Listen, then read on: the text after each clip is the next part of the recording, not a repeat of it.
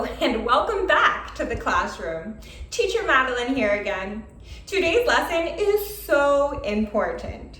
It is about the correct grammatical use of the two prepositions, to and for. When to say to, when to say for. Both of these prepositions are so commonly used. They are both very repetitive throughout the English language. So, if you don't have an exact understanding of their use, then you're likely repetitively making the same mistakes again and again. This is going to really hold you back and keep you at that intermediate level. But the good news is, once you have mastered this one concept, then you can dramatically improve your English speaking. I promise you will sound much more fluent. So let's get into it. We're going to start with to. I've listed an example of each of the different ways that to can be used. Number one, I'm going to America. We use to when explaining a destination. You can also say, I'm going to the library. I am going to the office. Any location, place, country, a destination. Number two, I work from Monday to Friday. When explaining the duration of time, I mean a starting point and an ending point. I work from Monday to Friday. There's a duration. I also listed a second example of the use of time. We also use to with the phrase quarter to. For example, it is a 4:45. A quarter means 15 minutes. So 15 minutes to 5 o'clock. In other words, most Americans will say it is 4:45.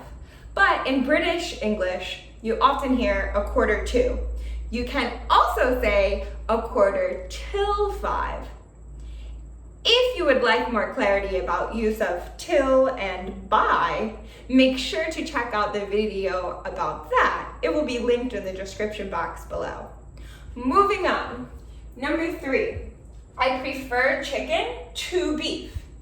To is used with comparison, comparing A to B, apples to oranges. Number four, I study hard to improve my English. This is the reason why. Why do you study hard? To improve my English. The important thing to note here is there is a motive, your motivation for studying hard. Because for can also be used with reason, but we'll get more into that a little bit later, so stick around. Number five, the pen is used to write. To can be used to explain the function or the purpose, what something is used for. The pen is used to write. And there you have it. Easy peasy, lemon squeezy.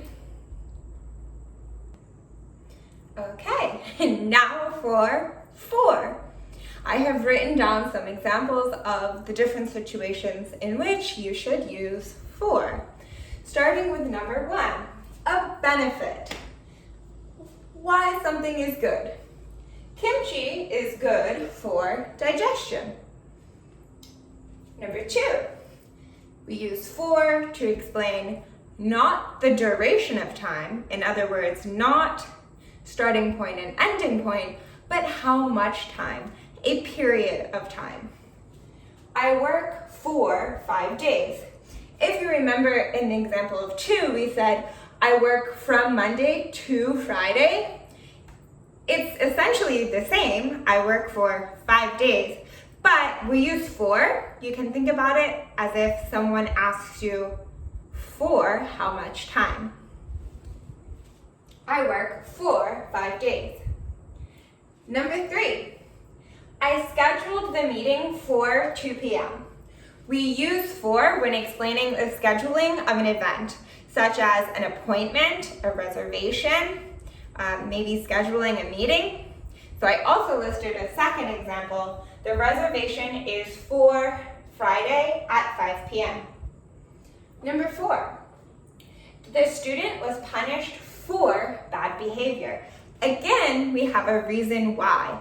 But if you remember, for the example with 2, I study hard to improve my English. There's a motivation. I have a reason why I have motivation for studying hard. In this case, we're explaining why was the student punished for bad behavior. But there's no real motivation. I don't think the student is trying to get punished. There's no motivation. We say for, the reason why. Number 5, the pen is used for writing. Again, we have a function. Do you remember the example for 2? The pen is used to write. But with 4, we add an ing ending. The pen is used for writing.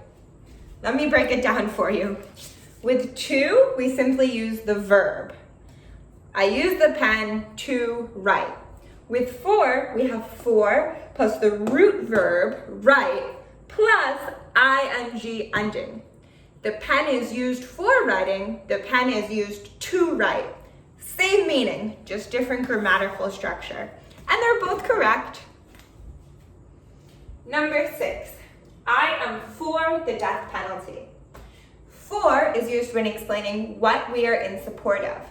This sentence, I am for the death penalty, is the same meaning as I agree with the death penalty.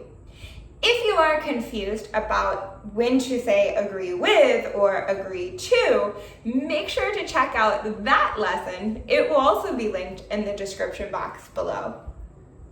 Back to the sentence, I am for the death penalty. You can obviously use for to explain major ideas like I am for abortion, I am for gun control laws.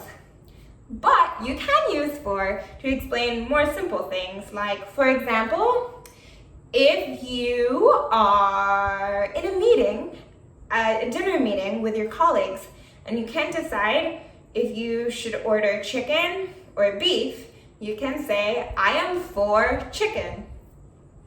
It means you want to order the chicken.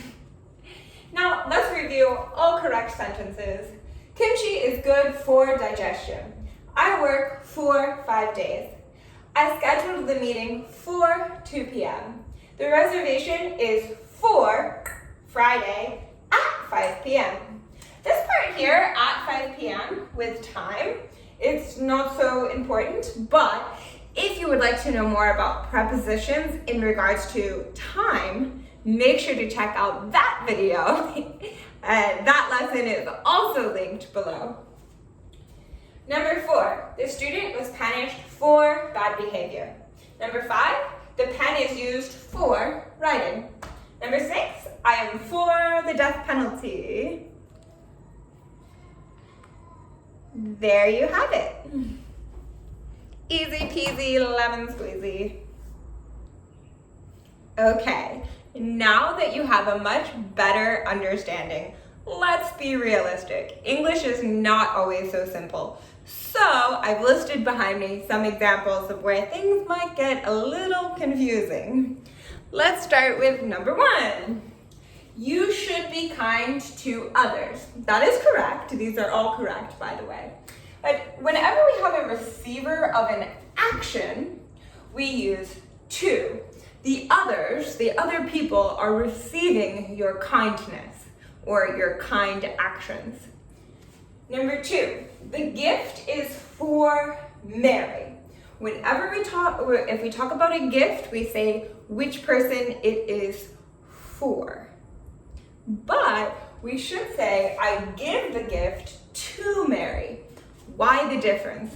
Because, again, the receiver of an action or a verb, we use to. Giving the gift is an action. So I give the gift to Mary. But the gift is a noun. The gift itself is a noun. The gift is for Mary. Number 4, I do something for someone. Whenever someone is receiving help of some kind, we say for. For example, I clean the house for my mother. Or I write the report for my boss. However, I give the report to my boss. Number 5, I came to New York to work.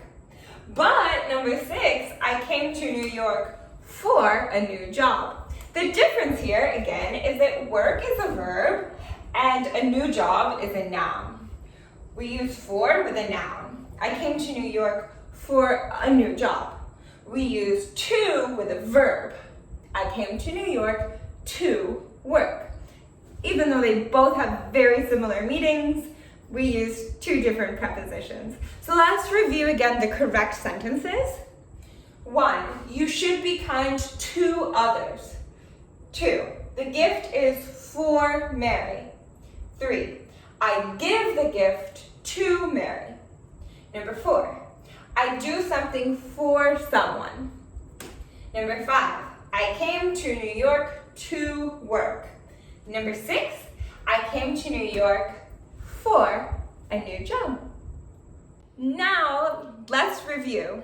In summary, I have it broken down for you. Simply put, the use of to is used before explaining the destination of a place, the duration of time, comparing A to B, a reason why with a motive, and the function or the purpose of something.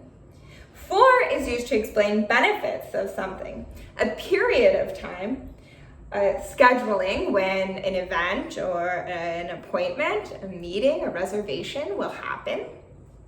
And again, the reason why something, but without a motive. And the function, use, or purpose of something, remember ing ending on the root verb. Lastly, for is used to explain what you are in support of. And finally, this concludes today's lesson. If you learned something new, please make sure to give it a big thumbs up. Ironically, you may be able to hear my baby. I have a 1-year-old baby. He's crying downstairs, so please excuse the noise. But our next lesson is all about discussing noise, sound, volume, how to ask someone to speak louder. What if there's some problem with the sound during your English class? If you'd like to see that video or any upcoming future videos, make sure to hit the notification bell and subscribe to our channel. If you have any further questions, then please, you can send your questions directly to me using the email address questions@acedu.kr. I look forward to hearing from you. Until next time, keep studying hard and never give up. See you soon. Goodbye.